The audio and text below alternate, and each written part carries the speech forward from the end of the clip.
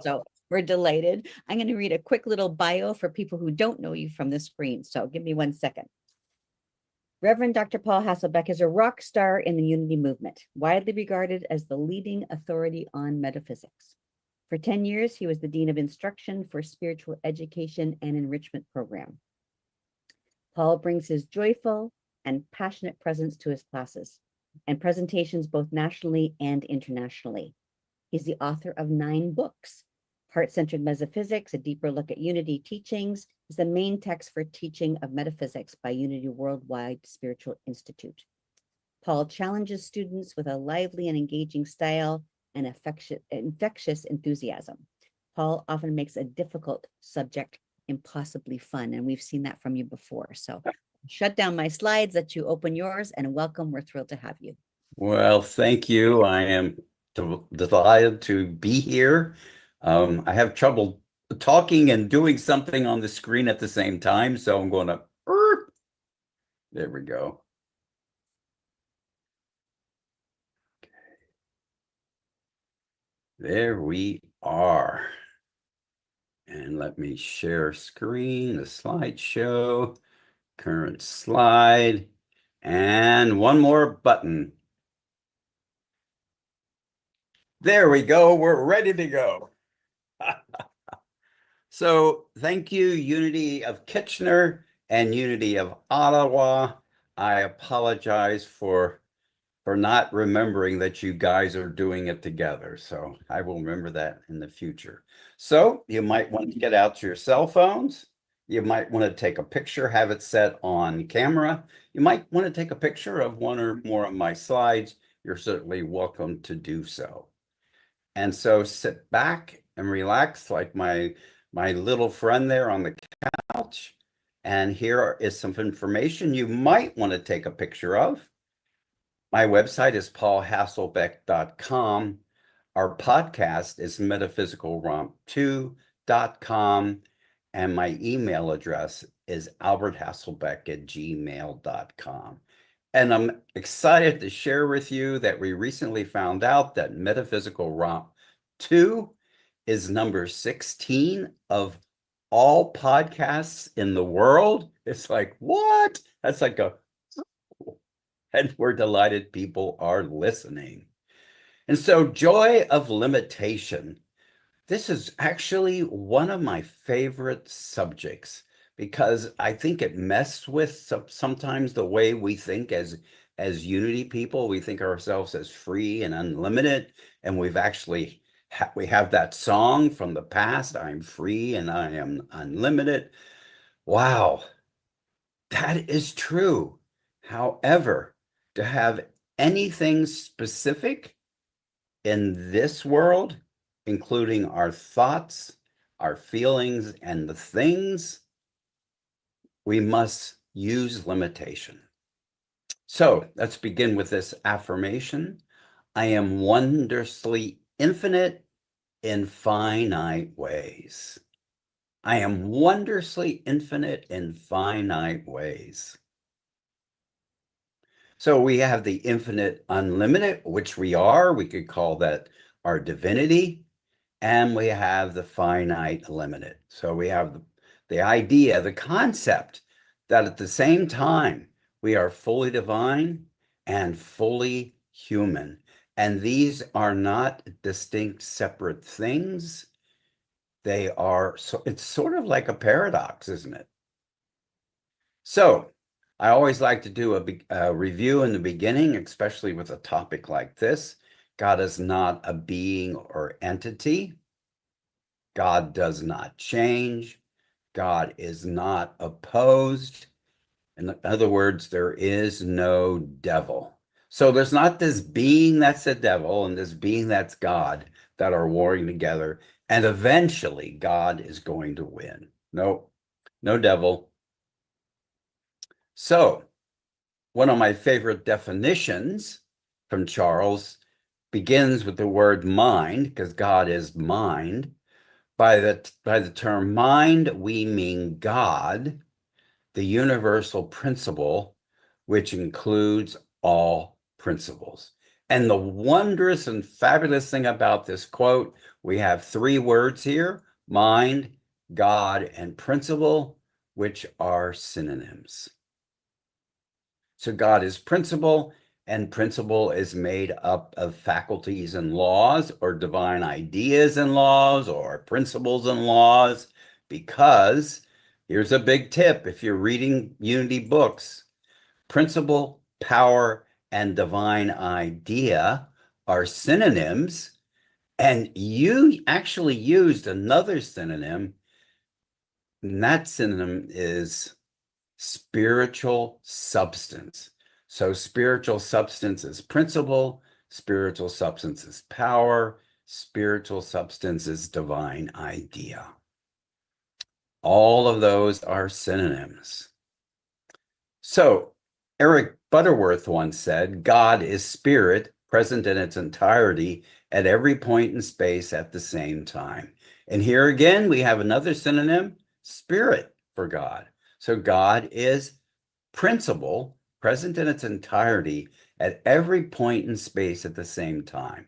We could also say God is substance, present in its entirety at every point in space at the same time. So let me give you a little bit of information here that maybe you'll bring this home in a better way. The average human, whoever that is, I mean, I don't want to be average. I hope you don't want to be average, but the average human has something like 37.2 trillion cells in their body. So we have 37 trillion cells in our body. That means the entirety of the divine is in each and every one of our cells. And if you think of what a cell is, it has a nucleus. And so there is this entirety of God in the nucleus and the substance, the plasma, whatever you want to call it, around it. Every point in space and time has the entirety of God. In an unpublished workers' talk, Charles once said, if you can conceive that all that mind is right at hand for your use, all ideas or principles can be grasped and used by you. And the trick here is learning the names of these divine ideas or principles. And the more you know, the more you can consciously bring to your mind, the more you can use it consciously. And then one of my favorite writers, E.V. Ingraham, said, you already have all the power there is. Just think about that for a minute. Each of us has all the power there is, and every cell has all the power there is. You had the power to demonstrate disease in the face of omnipresent health, poverty in the presence of inexhaustible substance. That's how powerful you and I are. And he went on to say, this has all been brought about by the formulated thoughts and decrees of the thinking self. And today we would say, this has all been brought about by the formulated thoughts or decrees of the thinking, feeling self. Because over time, through science actually, and through feeling our experience, we realize that every thought comes with a feeling, and every feeling sort of comes with a thought. And Charles said, if we send power out by our thought and word in hate, it destroys. But if we send it out in love, it builds. I've often said, you will never regret being kind. And equally, you will never regret being love or being loving. We send out power. We send power out by our thought and feeling and word, and hate if destroys. But if we send it out in love, it builds. Amazing. So divine ideas or principles are potential forces waiting to be set in motion through proper formative vehicles. The thinking and feeling faculties in us are such vehicles. So these divine ideas, these principles really don't have the agency we thought that God, that was an entity or a deity, have. They are simply pure potential. And we tap into that potential. We tap in to our divinity through our thinking and feeling natures. So we have the infinite, unlimited divine ideas, and we have the finite, limited. How do we go from one to the other? Well, that's through our thought, feeling, and word. Through our thought, feeling, and word, we take an infinite idea or an idea that has infinite potential, even an ordinary idea like gardening. We take that idea and make it limited, make it more finite, and that makes it more useful. We must learn the law of expression from the abstract to the concrete, from the formless to the formed. And once we know this, and once we know what substance is, we can joyfully limit it. So we go from the abstract and formless, we limit that in some way to the concrete and formed, and of course, into manifestation. So we could have principle, divine idea, or power, or I could add substance up there. And then we limit, we define, we focus, we form, we refine that principle, that substance to our power of our thought and feeling. We have an expression, we have a feeling nature of it within our mind and bodies. And then we are propelled to action for manifestation beyond the body. So we go once again from the infinite to the finite. And the way we do that is we use the divine ideas of desire and choice. And if you're a fan of the 12 powers like I am, desire would be the power of love, and choice would be the power of will. And so desire and will drives this process of moving from the infinite to the finite. And that whole process is the process of limitation. So here's another way of looking at it.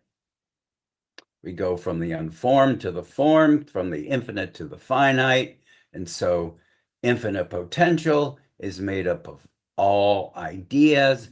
We can have the idea of a table, which is more specific than all ideas. And then through the power of our thought and feeling, we can come up with a specific idea.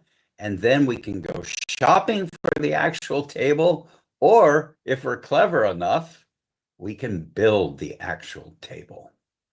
I remember once when I moved into a new condo, I needed something for my books. And so what's that idea? It's an idea of a bookshelf. And then I had to make it specific in my consciousness, how long it is, how tall it is, and then shop for the materials to cut it and build it. So that all begins through the action of our thought, feeling, and the power of our word. So we go from the infinite, unlimited, to the finite and limited through the power of our thought, feeling, and word. Here's another way of looking at it again. We could have, we always have infinite potential. That's every one of the divine ideas and every one of the laws there are everywhere present in their entirety at every point in space at the same time, at every one of your cells and more. And so we could say, if we want to decide how we're going to show up in a particular day, we move from the infinite potential to mind idea to the Christ idea, which is made up of the 12 powers. And then what are you choosing and desiring to be? Because you will be limiting those 12 powers and maybe more through the law of expression to something very specific in your consciousness from which you can act and show up. So once we know that, we can have joy, the joy of limitation, just like I have the joy of my infinite potential, because both exist as a unity, as oneness. I am wondrously infinite in finite ways, and feel the truth of that, because you couldn't exist if the infinite divine was not being limited in your consciousness through your thoughts and feelings. So how are you going to show up today? And so friends, thank you for listening.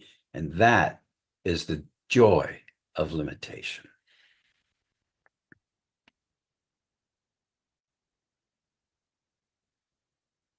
And so friends, now is our time for meditation. And I hope you're all comfortable. I am. But even though I'm comfortable, often I have to kind of wiggle around in my chair. Maybe you have to do that. That's a process by which I settle my body down to be present. And I'll take off my glasses, even though I'm going to close my eyes. Take a deep breath and release it. Take a deep breath and release it. And one more time, take a deep breath and release it. And probably like me, you felt yourself settle down even more as we begin to focus our attention on these wonderful ideas, these wonderful concepts that make up what we call the unity teachings. We are at once and the same time infinite and finite.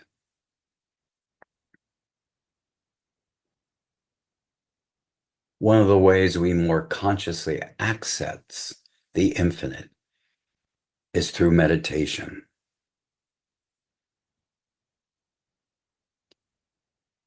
And for me, meditation is the process by which I synchronize my humanity with my divinity.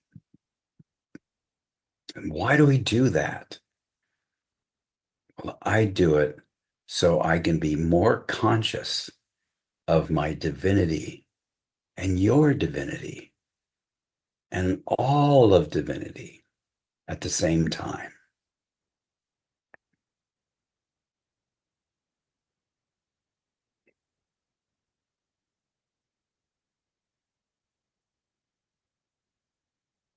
You are, I am infinite potential, the divine, spirit, God, substance, principle, divine idea.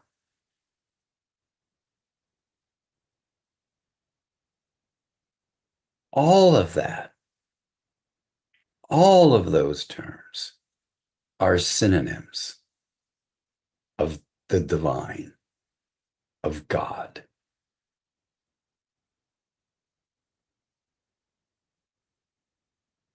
And for me, all these terms help me to know how I limit the infinite in order to show up in this world as finite. We are using those divine ideas to manifest ourselves in this present moment.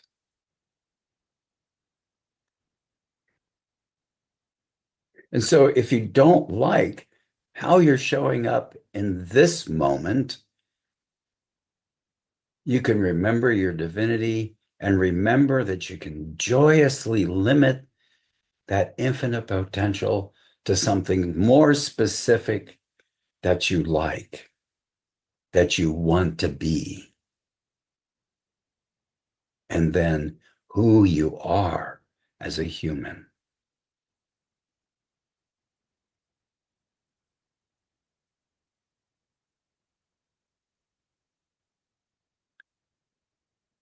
And so, friends, repeat after me. I am fully divine. I am fully human.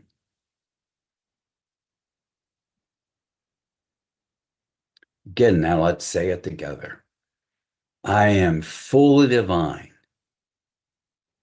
I am fully human. I am fully divine. I am fully human.